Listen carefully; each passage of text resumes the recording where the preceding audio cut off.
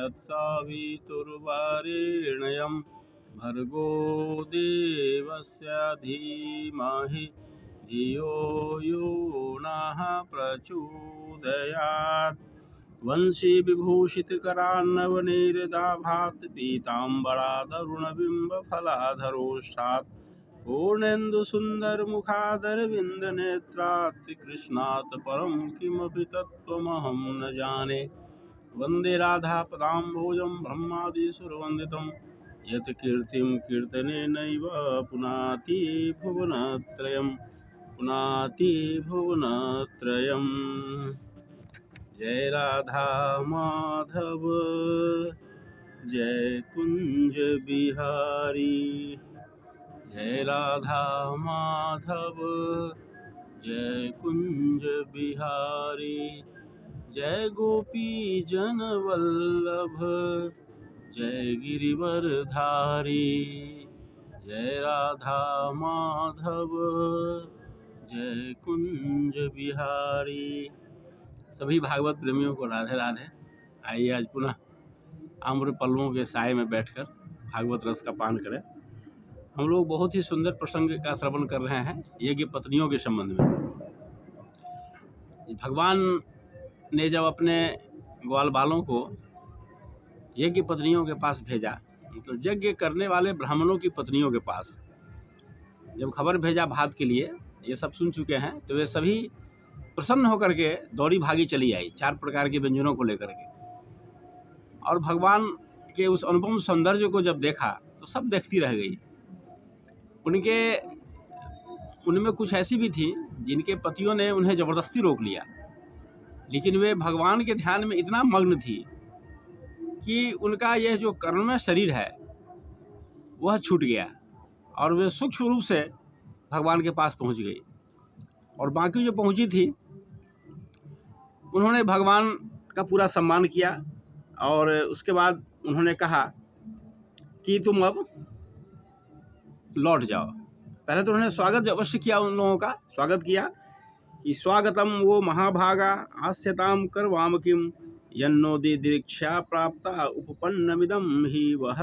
भागवत 10:23-25 उन्होंने सबका स्वागत किया। और उसके बाद जब उन्होंने भोजन वहाँ रख दिया तो उन्होंने कहा कि तुम अब लौट जाओ, तुम आई यहाँ पर भोजन लेकर के, बहुत अच्छा बात है, बहुत अच्छी बात है, और तुम सब अब लौट जाओ। तो उनके लौटने की बात पर वे ब्राह्मण पत्नियाँ, यज्ञ पत्नियाँ बड़ी निराश हो गई। उन्होंने कहा कि भगवान, ये तो आप ही का वचन है वेदों में कि जो आपको प्राप्त हो जाता है वह पुनः इस संसार में नहीं लौटता है। आप अपने वचन को सत्य कीजिए। मैं आपको छोड़कर अब जाना नहीं चाहती हूँ, मैं आप ही के पास रहूँ, हम लोग अब आप ही के पास रहेंगे, ऐसा उन्होंने कहा। और अब लौट के जाएंगे भी तो कैसे होगा? क्या हमें कोई स्वीकार करेगा? हम अपने पतियों और पुत्रों के बातों का अवहेलना करके हम आपके पास आई हैं, तो अब हम जाएंगे तो वे हमारा सम्मान भी नहीं करेंगे, हमारी अवहेलना करेंगे, तो हम अब जाएं कैसे? वे हमारे प्रति अब उनका भाव बदल गया होगा, कोई हमें स्वीकार नहीं कहेगा। और आप भगवान, आप इतना निष्ठुर भी मत बनिए, आप अपने वेदवाणी को सत्य कीजिए। श्रुतियाँ कहती हैं कि जो आपको एक बार प्राप्त हो गया वह फिर कभी दोबारा लौटकर संसार में नहीं जाता है।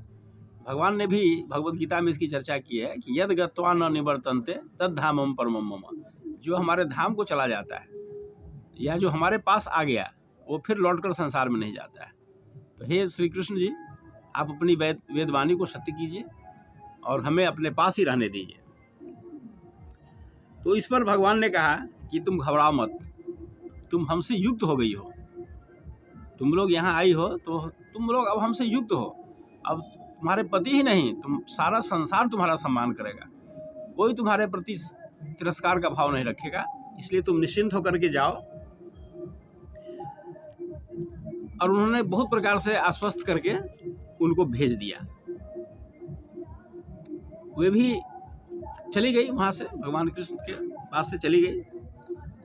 और उन्होंने यह भी कहा कि मुझसे प्रेम करने का यह मतलब नहीं है केवल मेरे अंग का संग हो, मतलब मेरे पास ही रहो, ये कोई आधार नहीं है प्रेम का। अपना मन मेरे पास रखो, ये भक्ति है, ये प्रेम है। इसलिए तुम जाओ, सब कोई तुम्हारा सम्मान करेंगे और अपना मन मुझ में लगाओ। किसी के मन में तुम्हारे प्रति दोष दृष्टि नहीं होगी। तो ये सब सुनकर के यज्ञ पत्नियां वापस चली गई और उन्होंने अपने पतियों के साथ बैठकर यज्ञ को पूरा किया। तो ये बहुत बड़ी बात भगवान ने कह दिया कि मेरे अंग संग, मेरे साथ रहने का महत्व नहीं है, इससे ज़्यादा महत्व है कि अपना मन मुझ में लगा के रखो, सत्संग करो, मेरी चर्चा करो, मेरी बातें सुनो, कहो। ये इसका अर्थ होता है। भगवत गीता में भी भगवान ने कहा है कि मयि एव मन आधतस्व मयि बुद्धिम निवेशय, अपने मन और बुद्धि को मुझ में निवेशित करो। ये कहाँ कहा कि अपना शरीर मेरे साथ रखो। इसलिए ऐसा भी तो हम देखते हैं संसार में कि हम शरीर से सत्संग में बैठे रहते हैं, लेकिन मन हमारा खेत खलिहान में ही घूमता रहता है, घर में, परिवार में ही घूमता रहता है, सगे संबंधियों के पास ही हमारा मन रहता है। तो इस तरह की भक्ति से लाभ नहीं मिलता है। ये भगवान ने बहुत अच्छी बात कही उन लोगों को, जो हम लोगों के लिए भी प्रेरणा का विषय है कि हम मन से पूजा करें, तन से नहीं। ठीक है, तन से मंदिर जाइए, भगवान की चर्चा कीजिए, श्रवण कीजिए, सत्संग कीजिए, तो मन भी भगवान में रहना चाहिए। हमारा शरीर सत्संग में हो और हमारा मन संसार में हो, तो इससे लाभ नहीं होता है। इसलिए भगवान ने कहा कि अब मेरा अंग संग नहीं, मेरा सत्संग करो, अपना मन मुझ में लगाओ। इसलिए ये एक बहुत बड़ा संदेश है कि दैहिक संग से ज़्यादा महत्व मानसिक संग का होता है। हम कहीं भी रहें, भगवान में अपना मन लगा कर रखें, तन से संसार का काम हो और मन भगवान में रहे। ये बहुत बड़ा संदेश है। तो उसके बाद ये सभी ठीक वैसा ही हुआ जैसा भगवान ने कहा था। सबने, पतियों ने इनका सम्मान किया और इधर भगवान ने पहले क्या किया, अपनी सखाओं को पहले भोजन कराया, फिर स्वयं खाए। यही तो हमारी संस्कृति है कि पहले दूसरों को खिलाओ, फिर अपने खाओ।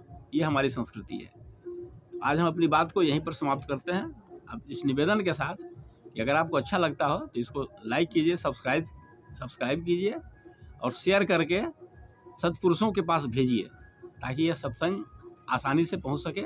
ये पुण्य का लाभ आपको भी मिलेगा। ओम शांति।